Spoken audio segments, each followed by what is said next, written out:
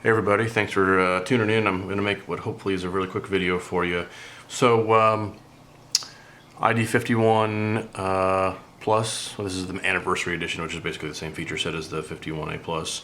But this video goes towards the 5100, I believe, as well, and even some other, maybe 7100 and other models. But it also to do with the DR mode of the radios.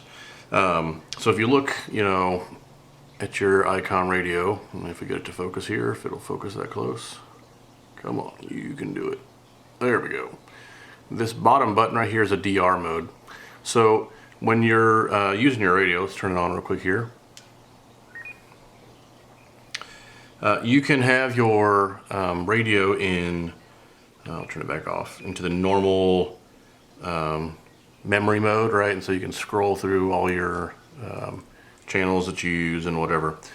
And but if you're traveling, or maybe you just want to use a more automated mode, the radios, obviously, a lot of these have GPS built into them, or the ability to add GPS if it's not built in on some models.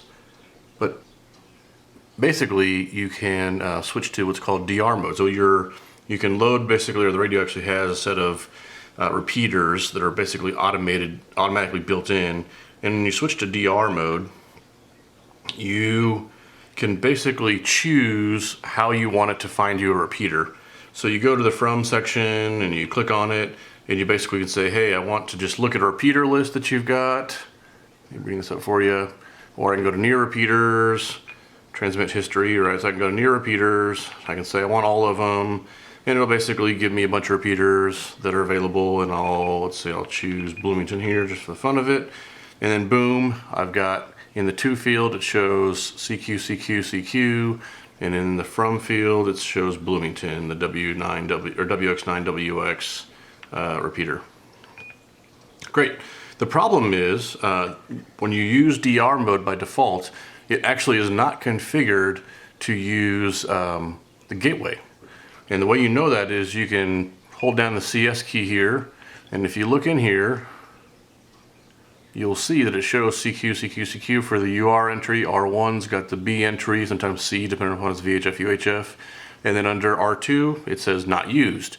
And if you've spent much time using D-Star repeaters, you usually want to see, like in this case, it says WX9WXB for the R1. I should see WX9WXG in the R2, so that not only am I hitting the local repeater, I'm going through the gateway on it as well. So if you want to fix this problem, and I just learned this tonight from a friend because I was having the same exact trouble and I found the manual to be basically useless, what you can do is you can get out of this, go up to the to field, click on it, and then you'll see that there's a whole bunch of options here. Scroll down to your call sign, and then under your call sign, click Use Repeater.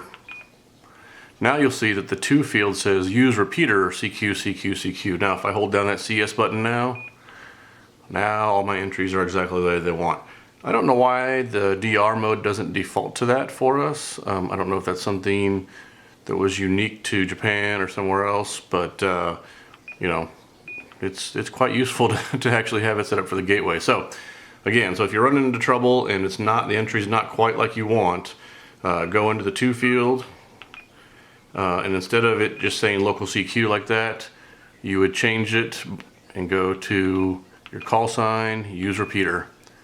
And this way it'll actually work correctly. So once you go find your new repeater, it'll say the setting now that I have it in there, so I should be good to go. But if you've never ever entered that setting, basically that's how you get yourself resolved on dealing with the repeaters. Anyway, this should affect any of these ICOM D-Star, at least the modern ones, the 51, 5100, 7100, and you should be good to go. But so hopefully this is a help to you. Thanks a lot for watching. See ya.